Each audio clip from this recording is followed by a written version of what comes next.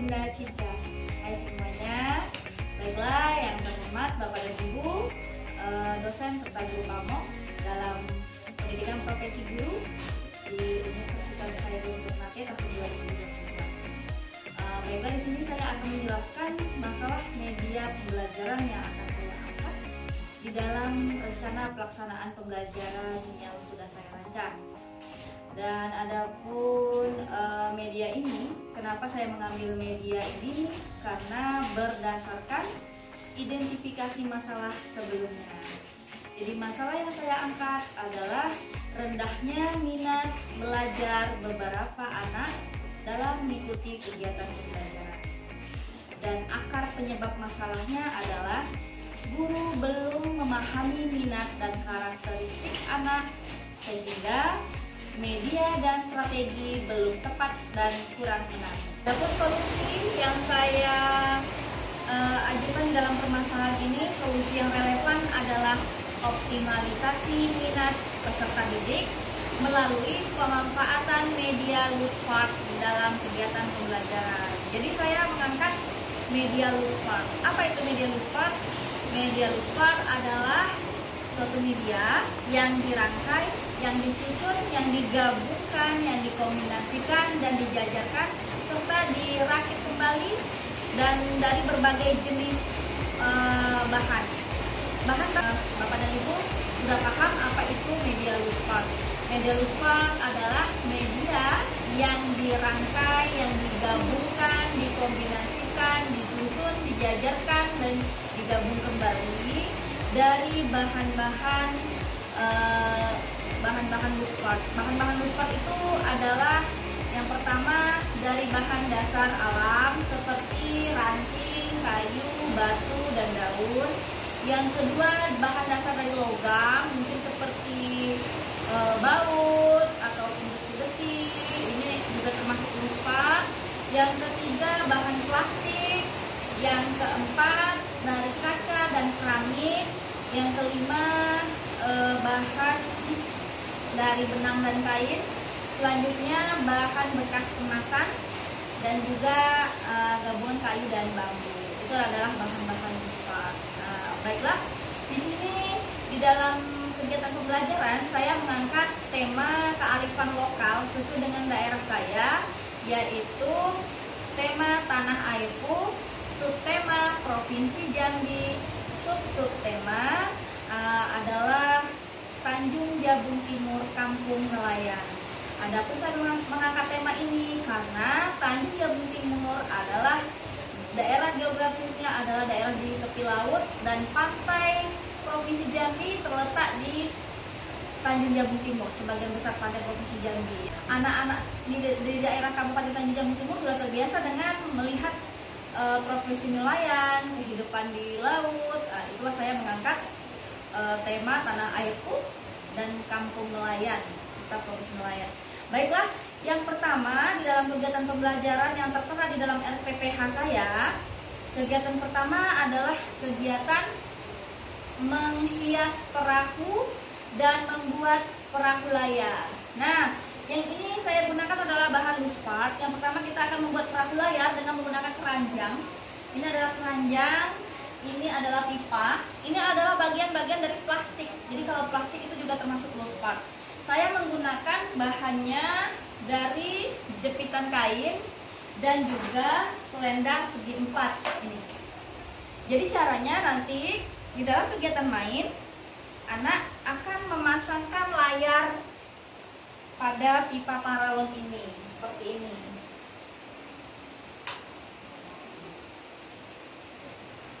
Ya. Dan ini RPPH dirancang untuk taman kanak-kanak usia 5-6 tahun. Jadi mereka akan memasangkan layar pada perahu layar menggunakan jilbab segi 4 yang sudah dilipat menjadi segitiga. Nah, ini adalah kegiatan 1, yaitu membuat layar pada perahu layar. Dan kegiatan selanjutnya, anak boleh memilih antara membuat layar dengan menghias perahu nelayan. Ini adalah perahu nelayan yang sudah saya siapkan. Nah, Perahu nelayan juga terbuat dari bahan loose part atau media loose part. Di sini kami menyediakan kertas origami. Kertas origami ini akan ditempelkan ke dinding perahu. Dan ini juga dari kertas origami. Ini ditempelkan. Boleh juga kita tambahkan dengan bahan alam seperti daun atau ranting. Nanti tergantung dari kreasi guru. Tapi kalau saya di sini ditempelkan dengan menggunakan kertas origami. Nah, ini sebagai ban yang ada di kapal nelayan, di perahu nelayan. Nah, tempel satu di sana, lanjutnya di sini. Ini nanti anak-anak yang akan menghias perahu nelayan. Boleh nanti kita kasih ada ubur-ubur yang nempel di perahu nelayan itu, dan juga ada ikan-ikan kecil di sini menjadi hiasan perahu nelayan.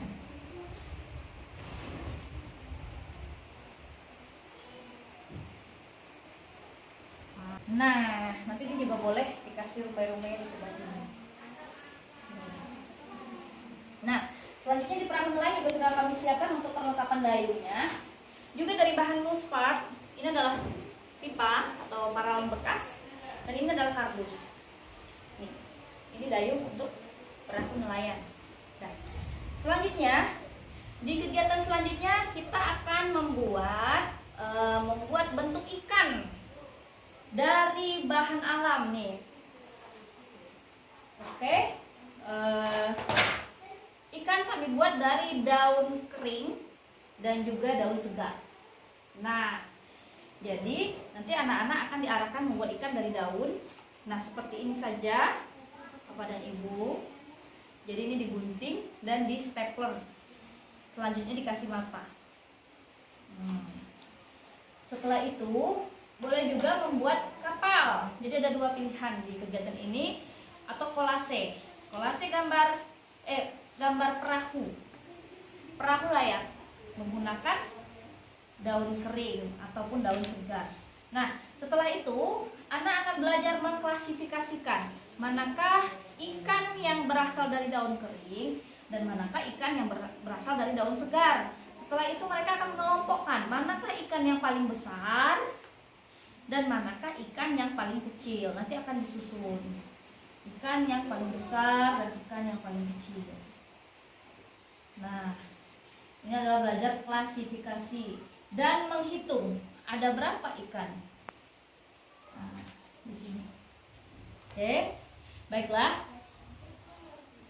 Selanjutnya di kegiatan yang ketiga, kami akan membuat alat menangkap ikan yang biasa digunakan nelayan di daerah Provinsi Jambi. Nah, itu juga akan menggunakan media loose part. Yang pertama, ini adalah media kabel bekas. Kabel bekas yang dibuat berbentuk seperti ini, dibuat bulat tengahnya. Nah, kabel bekas ini kami gunakan untuk media, kalau orang Jambi bilangnya tanggu. Tanggu itu adalah alat untuk menangkap ikan. Nah, begini bunda-bunda, dimasukkanlah kabel bekas ke dalam ini dan anak-anak akan mengerjakannya sendiri. Tapi guru akan mendemonstrasikan bagaimana cara membuat tanggu untuk menangkap ikan. Nah, hanya menggunakan kantong asoy bekas dan juga kabel bekas. Jadilah tanggu atau alat untuk menangkap ikan. Begini. Ya, sangat mudah sekali ya, mudah-mudah. Selanjutnya, ini masih di kegiatan 3 untuk pembuatan alat menangkap ikan. Yang ketiga adalah membuat pancing. Ini bambu, juga loose part dan tali. Diikatkan di sini.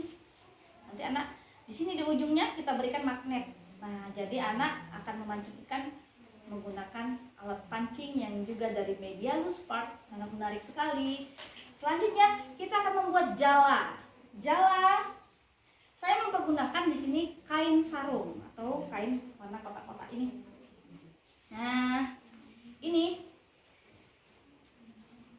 dan juga karet gelang yang sudah digabungkan menjadi panjang. Ini adalah kita buat jala, kita meminta anak untuk mengikatkan ujungnya.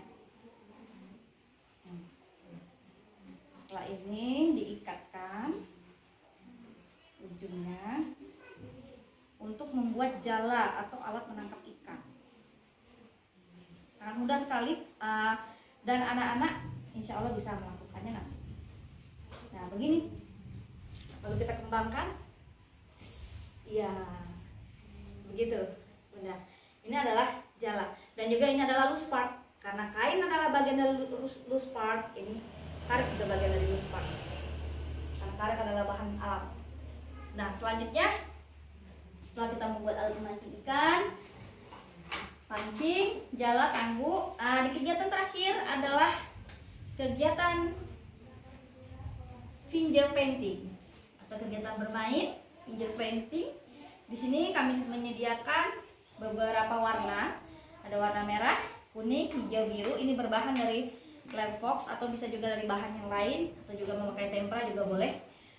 Finger painting menggambar tentang kehidupan di laut, tentang laut, atau juga boleh tentang pantai, atau boleh juga tentang perahu, dan sesuai dengan tema.